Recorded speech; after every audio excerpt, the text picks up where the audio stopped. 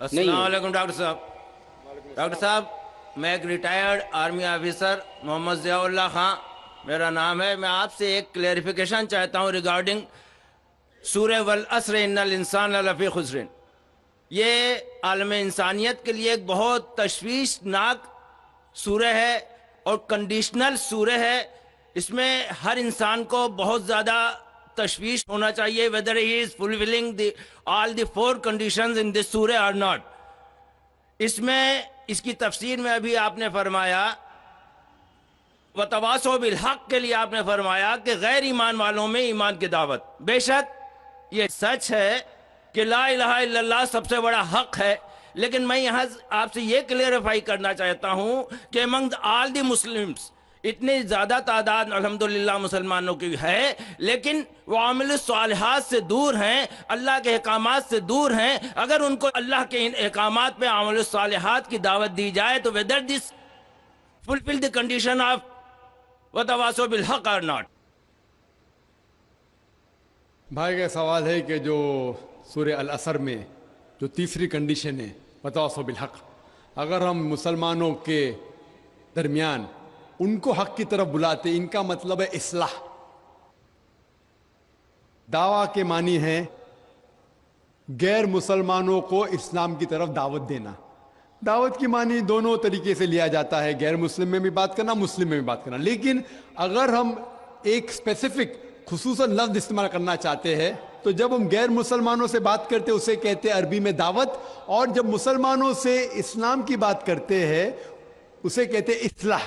اصلاح معنی مرمت کرنا، اس کو سدھارنا. تو اصلاح بھی کئی علماء نے کہا کہ یہ وتواصوا بالحق میں آ جاتا ہے. لیکن اگر ہم سیف رہنا چاہتے ہیں تو میری نظر میں اصلاح اور دعویٰ دونوں ضروری ہے. میں کیا کر رہا ہوں آج کی تاریخ میں؟ اصلاح بھی کر رہا ہوں، دعویٰ بھی کر رہا ہوں. غیر مسلم میں تو دعویٰ کر رہا ہوں، اکثر مسلمان ہیں اصلاح کر رہا ہوں. کل صبح انشاءاللہ ایک خصوصاً نشست ہے غیر مسلمانوں کے لیے، وہاں زیادہ دعویٰ کروں گا میں. تو دونوں کرنا امپورٹنٹ ہے، ضروری ہے. اصلاح بھی، مسلمانوں کو حق کی طرف بلانا جو بھٹک گئے ہیں، جو نام کے مسلمان ہیں، اور غیر مسلم میں بھی. لیکن اگر آپ سیف رہنا چاہتے ہیں تو میرے حساب سے دونوں کرنا ضروری ہے. تو ایک دم سیف ہے، اور جنت میں جانے کے لیے ہمیں جو بھی کر سکے کرنا ضروری ہے. کیونکہ اللہ تعالیٰ فرماتے سورہ ملک میں سورہ نمبر 67 آیت نمبر 2 الذی خلق الموت والحیات، اللہ سبحانہ و تعالیٰ نے زندگی اور موت دی تاکہ وہ جان سکے آپ لوگ میں سے کون اچھے اعمال کرتا ہے. تو یہ زندگی ہے، آخرت کے لیے امتحان ہے. تو اس امتحان میں ہمیں سفل ہونا بہت ضروری ہے. اسی لیے ہمیں کوشش کرنا چاہیے کہ جہاں تک ہو سکے اللہ اور اللہ کے رسول کے احکام کے اوپر عمل کریں. دوسرا سوال بھائیوں کی طرف سے دوسرے مائک سے. السلام علیکم، میرا نام شجاع الحسن ہے. میں کمپیوٹر لیکچر کی حیثیت سے ایک سرکاری کالج میں کام کرتا ہوں. جناب آپ سے ملا ہوا وقت بہت قیمتی ہے اور بہت ناکافی ہے، لیکن پھر بھی میں 2 سوال کروں گا. اللہ آپ سے گزارش ہے کہ جو آپ نے نیم بتایا اس کے علاوہ جا کے ان دونوں سوالوں کا جواب دے دیں، مہربانی ہوگی. پہلا جو ہے دہشت گردی سے ریلیٹڈ ہے کہ یہ جو ٹیررزم کے لیے ابھی ایک صاحب مستورات سے کوشچن آیا تھا، اس کا جو آپ نے جواب دیا میں اس سے بہت زیادہ جو ہے سیٹسفائی نہیں ہوا. آپ نے بش اور امریکی طاقتوں کو بہت بڑا ٹیررزم بنا کے، اور جو مین سوال تھا اس کا جواب نہیں ملا. میرا سوال یہ ہے کہ کشمیر کی انوسنٹ کلنگ یا افغانستان پہ جو آپ کے انفورس کر کے اسلام کو لوگوں نے کوشش کری طالبان نے، وہ یا اسامہ بن لادن، ان تینوں کو اسلام اور قرآن کی روشنی میں جسٹیفائی کیا سکتا ہے یا نہیں؟ اور مہربانی کر کے دوسرا کوشچن بھی سن لیجئے. ایک سوال بھائی صاحب، ایک سوال جو رولز ہے اس کے اوپر کیے. بھائی صاحب نے کہا کہ اہم سوال کشمیر کے بارے میں نے جواب دیا ہی نہیں. بھائی صاحب وہ سوال میں کشمیر کا ذکر تھا ہی نہیں، آپ نے سوال ہی نہیں سنا. ویڈیو ریکارڈنگ ہے ادھر. اس سوال میں کشمیر کا ذکر تھا ہی نہیں. اس سوال میں یہ تھا کہ جو WTC کا وہ جہاد ہے کیا نہیں. میں نے کہا ہے، لیکن جہاد فی سبیل شیطان. آپ نے دوسرا سوال کیا کہ میرے نظر میں جو اسامہ بن لادن کر رہا ہے وہ قرآن اور حدیث کی روشنی میں صحیح ہے کیا نہیں. جو لوگ کشمیر میں جھگڑ رہے وہ صحیح ہے کیا نہیں. جو افغانستان میں کر رہے صحیح ہے کیا نہیں. 3 سوال، ایک سوال کے 3 حصے. میں پہلے کا جواب تو دے چکا ہوں، شاید آپ نے نہیں سنا، کہ اسامہ بن لادن قرآن اور حدیث کی روشنی میں صحیح کر رہا ہے کہ نہیں. میں تو اسامہ بن لادن سے ملا ہی نہیں. آپ ملے ہوں گے, میں نہیں ملا. اللہ تعالیٰ فرماتے سورہ حجرات میں سورہ نمبر 49 آیت نمبر 6 میں, جب بھی کوئی آپ کو انفارمیشن کوئی چیز معلوم پڑتی ہے, خصوصاً اگر فاسق کے ذریعے ہے, تو اس کی تحقیق کرو. سو مجھے پتا نہیں, جو یہ CNN کہہ رہی ہے کہ اسامہ بن لادن نے WTC کو گرایا, اسامہ بن لادن تو کہتا میں نہیں گرایا. تو نہ میں اسامہ بن لادن سے ملا, تو میں یہ بھی نہیں کہتا اسامہ بن لادن قرآن حدیث پہ ہے یا نہیں ہے. اللہ عالم, اللہ عالم. اگر ہے تو جنت میں جائے گا, نہیں ہے تو نہیں جائے گا. مجھے ضروری نہیں کہ اسامہ بن لادن سے ملنا میرا فرض ہے, ٹھیک ہے نا. وہ آخرت کے دن میں فیصلہ ہو جائے گا. اللہ تعالیٰ آپ سے بھی نہیں پوچھے گا کیا وہ مجاہد تھا کہ دہشت گرد تھا, وہ اللہ تعالیٰ فیصلہ کریں گے. سوال نمبر 2 کہ کشمیر میں جو لوگ جھگڑ رہے ہیں کہ وہ قرآن اور حدیث کے روشنی میں ہے کیا نہیں. میں کشمیر میں لاسٹ ایئر 2003 میں تقریباً 1 سال پہلے گیا تھا. آپ دیکھتے کہ کشمیری لوگ الگ الگ وجہ کے لیے جھگڑ رہے ہیں. اگر وہ وجہ قرآن اور حدیث سے صحیح ہے تو صحیح وجہ, اگر خلاف ہے تو خلاف ہے. یہ کہنا کہ سارے کشمیر قرآن حدیث کے اوپر ہے یا سارے کشمیر نہیں ہے, یہ بالکل غلط ہے. کچھ لوگ قرآن اور حدیث کے روشنی میں جدوجہد کر رہے ہوں گے تو صحیح جہاد کر رہے, کچھ لوگ اپنے ذاتی فائدے کے لیے ایک دوسرے کا قتل کر رہے, وہ بالکل غلط ہے. تو ہم دیکھتے ہیں کہ کئی بار کئی لوگ اپنے ذاتی فائدہ اپنا بنا لیتے ہیں. تو میں یہ نہیں جانتا ہوں خصوصاً کون کشمیری کیا کر رہا ہے. تو اسی لیے یہ کشمیر عام لوگ قرآن حدیث پہ عمل کر رہے کیا نہیں, آپ کو اس سے پوچھنا چاہیے جو پالیٹکس کے اندر ایک ماہر ہے. اللہ تعالیٰ فرماتے سورہ نحل میں سورہ نمبر 16 آیت نمبر 43, اور اللہ تعالیٰ فرماتے سورہ نمبر 21 آیت نمبر 7 میں فَاسْأَلُوا أَهْلَ الذِّكْرِ إِن كُنتُمْ لَا تَعْلَمُونَ. اس سے پوچھو جو اس فن کا ماہر ہے. میں پالیٹکس کے فن میں ماہر نہیں ہوں, میں دائی ہوں, تو کس طریقے سے جواب دینا غیر مسلم کو بولوں گا. لیکن پالیٹکس میں کشمیری لوگ کیا کر رہے ہیں, افغانی لوگ کیا کہہ رہے ہیں, وہ میں نہیں کہہ سکتا ہوں. میں اس فن کا ماہر نہیں ہوں. اگر کہوں گا تو قرآن کے خلاف جائیں گا. آپ اس سے پوچھو جو ماہر ہے. میں اس فن کا ماہر نہیں ہوں, میں دعوتی میدان کا ماہر ہوں. آپ بھگوت گیتا کے بارے میں پوچھئے, رامائن کے بارے میں پوچھئے, ہندوازم کے بارے میں پوچھئے, عیسائیت کے بارے میں پوچھئے, یہ افغانستان کے بارے میں یا کشمیر کے بارے میں. میں اس فن کا ماہر نہیں ہوں, لیکن یہ جانتا ہوں میں کہ جہاں تک کہ افغانستان کا تعلق ہے, طالبان کا تعلق ہے, ہم دیکھتے ہیں CNN کے اندر کہ کئی بار BBC اور CNN میں دکھایا گیا کہ طالبان ایک خاتون کو بے دردی سے مار رہا ہے. ارے طالبان خواتین کو مارتے ہیں ظالم لوگ. کیونکہ دائی ہونے کے حیثیت سے میں کئی ممالک کا دورہ کرتا ہوں. 2 سال پہلے میں ملیشیا میں گیا تھا. وہاں ایک شوہر اور بیوی سے ملاقات ہوئی جو ڈاکٹر تھے. بیوی گائنوکالوجسٹ تھی اور شوہر سرجن تھے. انہوں نے تقریباً 1 مہینہ افغانستان میں رہے, اور انہوں نے کہا مجھ سے کہ یہ جو ٹی وی میں دکھا رہے تھے کہ طالبان لوگ خواتین کو مار رہے, یہ بالکل غلط ہے. میں نے پوچھا آپ کو کیسا پتا غلط ہے؟ تو اس نے مجھ سے کہا, وہ میاں بیوی نے کہا, کیونکہ طالبان کو جو پگڑی باندھتے ہیں ان کے باندھنے کا ایک خصوصی طریقہ ہے. مثال کے طور پہ جب ہم عربوں کو دیکھتے, ہمارے لیے جو عجم ہے, ہمارے لیے سب عرب ایک جیسے پگڑی باندھتے, پھیٹا باندھتے, اپنا غترہ باندھتے. لیکن وہ عرب ہی جانتا ہے کہ سعودی غترہ باندھنے کا طریقہ الگ ہے, وہ اماراتی UAE کا غترہ باندھنے کا طریقہ الگ ہے, وہ کویٹی کا غترہ باندھنے کا طریقہ الگ ہے. وہ پہچان سکتے. ہم نے اسی طریقے سے وہ طالبان کی پگڑی باندھنے کا طریقہ الگ ہے. وہ ڈاکٹر کہنے لگے مجھ سے کہ جس طریقے سے وہ BBC اور CNN میں دکھا رہے تھے طالبان خواتین کو مار رہے, وہ طالبان ہے ہی نہیں, وہ ایکٹر لوگ کو لے کے آئے تھے. لیکن بیوقوف تھے کہ ایکٹنگ میں برابر سے نہیں کیے, وہ کپڑے برابر نہیں تھے. میں نے تقریر سنی ایک رپورٹر جس کا نام ہے یوان ریڈلی. یوان ریڈلی ایک برٹش رپورٹر ہے. جب اٹیک ہوتا ہے امریکہ کا افغانستان پہ, بھائی صاحب کو دکھ ہو رہا تھا جب میں نے کہا کہ امریکہ ٹیررسٹ ہے, دکھ ہو رہا تھا ان کو. جارج بش اگر آپ کے رشتہ دار تو معافی چاہتا ہوں میں.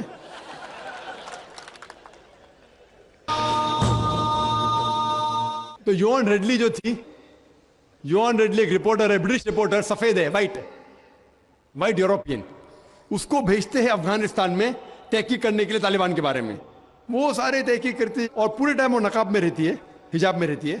ایک بار کیمرہ گر جاتا ہے اور اس کا راز فاش ہو جاتا ہے, تو طالبان اسے پکڑتے ہیں, 6 دن تک اسے قید کرتے ہیں.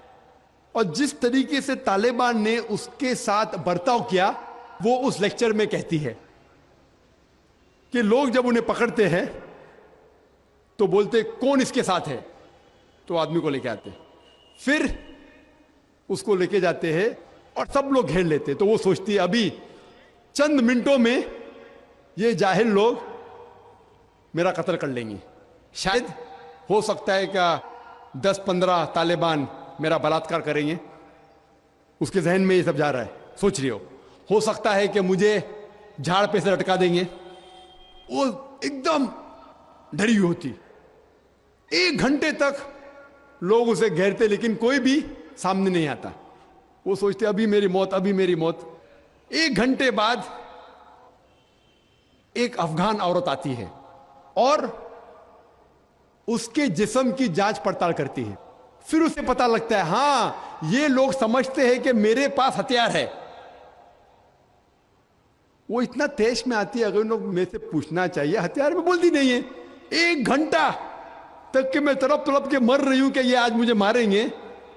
وہ تیش میں آ کے کیا کرتی ہے, اپنا اسکرٹ اٹھا لیتے, دیکھو میرے پاس ہتھیار نہیں ہے. جیسا اسکرٹ اٹھاتی ہے طالبان 180 ڈگری اس طرف دیکھتے اور بھاگ جاتے.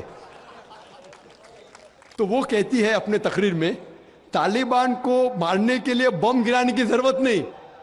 وہ کہتی ہے اگر عورتوں کے کپڑے چھوڑیں گے تو طالبان مر جائیں گے شرم کے مارے.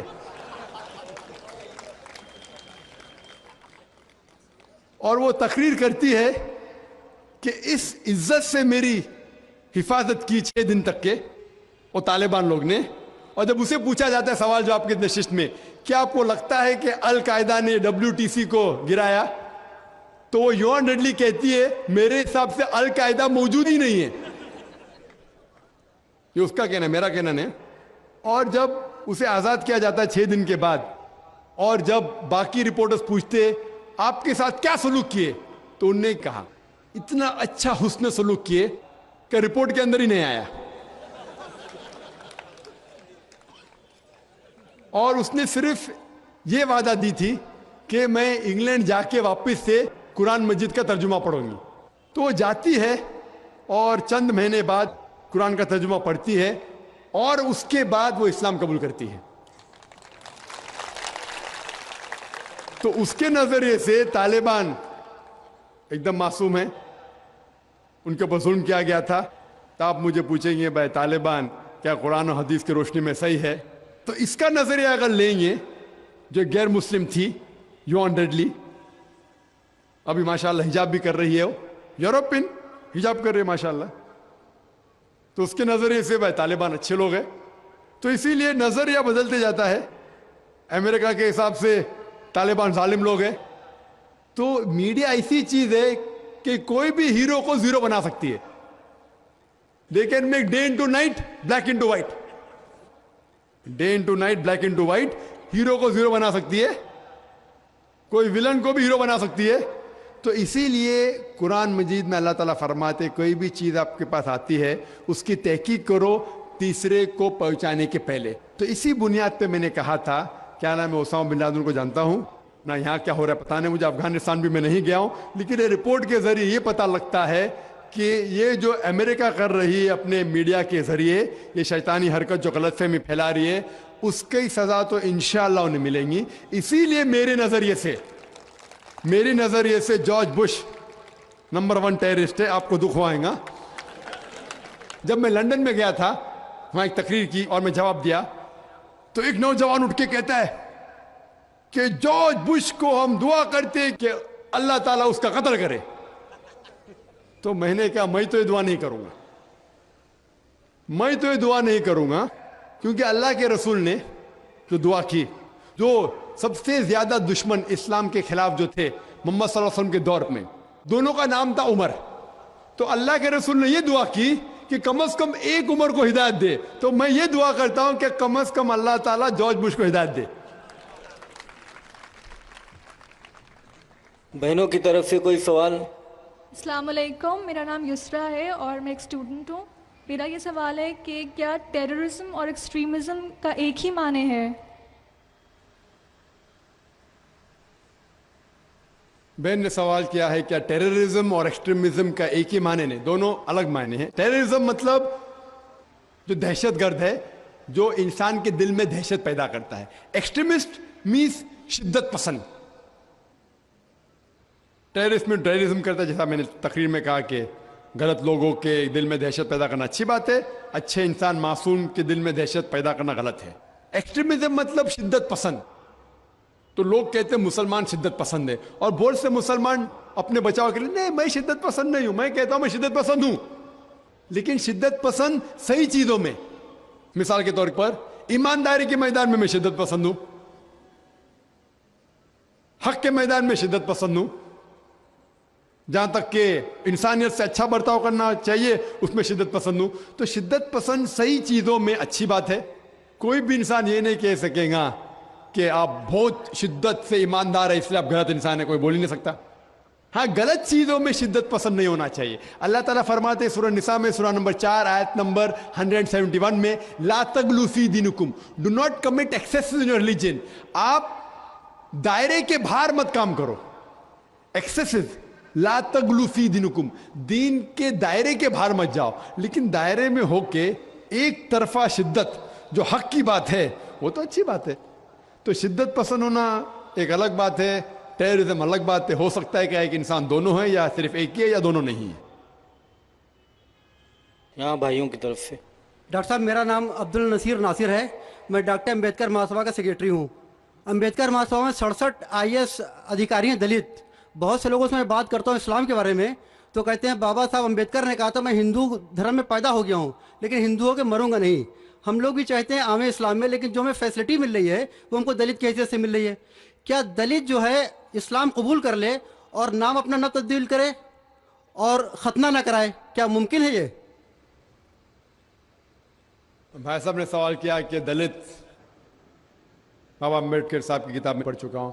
آپ بالکل صحیح فرماتے کہ بابا صاحب امبیڈکر, ڈاکٹر بابا صاحب امبیڈکر, ان نے جب دیگر مذاہب کی تحقیق کی سب سے بہترین مذہب انہیں لگا اسلام. افسوس کی بات ہے کہ ہم مسلمانوں نے کھلے عام انہیں قبول نہیں کیا, اس لیے انہوں نے دوسرا بہتر مذہب بدھزم کو قبول کیا. آپ کا سوال ہے کہ دلت اگر کہتے ہیں کہ ہم اسلام قبول کریں اور نام نہیں بدلے تو کیا یہ جائز ہے, اور ختنہ نہ کرے جائز ہے؟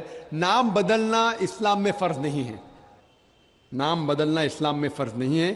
اگر آپ کا نام شرکانہ نام ہے تو بدلنا فرض ہے, ورنہ نام بدلنا فرض نہیں ہے. آپ کا پرانا نام پرکاش ہو یا جان ہو, نام بدلنا فرض نہیں ہے. کئی آپ دیکھیں گے صحابہ نے نام نہیں بدلے, تو نام بدلنا فرض نہیں ہے. اگر کوئی شخص کہتا ہے کہ میں اسلام قبول کرتا ہوں, نام نہیں بدلنا چاہتا ہوں, بالکل جائز ہے. آپ کا دوسرا سوال, کیا ختنہ کرنا فرض ہے؟ ختنہ کرنا فرض نہیں, سنت موقدہ ہے, مستحب ہے, اچھی بات ہے, لیکن فرض نہیں. وہ ہمارے ہندوستان میں سرٹیفکیٹ دینے کے لیے ختنہ کرنا فرض ہے ہندوستان میں. ہاں باہر جائیں گے تو ختنہ کرنا فرض نہیں, لیکن ختنہ کرنا اچھی بات ہے, بہترین ہے الحمدللہ, لیکن فرض نہیں ہے. یہ سنت ہے, کرنا اچھی بات ہے. تو اگر کوئی شخص کہتا ہے کہ میں اسلام قبول کروں گا, نام نہیں بدلوں گا اور ختنہ نہیں کہوں گا, تو میں کہوں گا اہلاً و سہلاً, کم از کم شرک سے تو بچیں گا, کم از کم دوزخ سے تو بچیں گا, جنت میں جائیں گا انشاءاللہ. دلت مذہب کی فیسلٹی لے سکتا ہے وہ؟ بھائی صاحب کا تیسرا سوال, دلت مذہب کی فیسلٹی. یہ دلت مذہب کی فیسلٹی گورنمنٹ دیتی ہے. یہ گورنمنٹ کا رول ہے, جو بیکورڈ کلاس ہے اس کو فیسلٹی ملتی ہے. کئی مسلمان جو اپنے آپ کو بیکورڈ کلاس کہتے ہیں ان کو بھی فیسلٹی ملتی ہے نا. کئی مسلمان نہیں جانتا, انصاری ہے کچھ چند, سب نے چند. تو یہ فیسلٹی ملتی ان کو. تو آج کے مسلمان جو اپنے آپ کو بیکورڈ کہتے ہیں ان کو فیسلٹی ملتی, تو کوئی دلت اگر اسلام قبول کر سکے گا تو گورنمنٹ کی فیسلٹی بھی ملیں گی, انشاءاللہ اللہ کی فیسلٹی بھی ملیں گی. پہلے مائی کی طرف سے اگر کوئی غیر مسلم بھائی ہے تو وہ سوال پوچھیں. ڈاکٹر نائر صاحب السلام علیکم ورحمۃ اللہ وبرکاتہ. جہاد و دہشت گردی کے بارے میں اسی عنوان سے میرا ایک سوال چھوٹا سا یہ ہے کہ کیا دہشت گردی کا ذکر قرآن حکیم میں کہیں بھی آیا ہے, کسی سورہ, کسی آیت نمبر میں؟ بھائی صاحب کا سوال ہے کہ دہشت گردی کا ذکر کہیں قرآن مجید میں آیا ہے, اور میں تقریر میں بھی حوالہ دیا اس آیت کا کہ جو لفظ انگلش میں کہتے ہیں ٹیررسٹ, اردو میں کہتے دہشت گرد, اور یہ لفظ جو ہے یہ قرآن مجید میں ہے سورہ انفال میں, سورہ نمبر 8 آیت نمبر 60 میں, کہ اللہ تعالیٰ فرماتے ہیں کہ وہ لوگ جو حق کے خلاف ہے ان کے دل میں دہشت پیدا کرو. تو اسی لیے میں نے کہا کہ ہر مسلمان کا فرض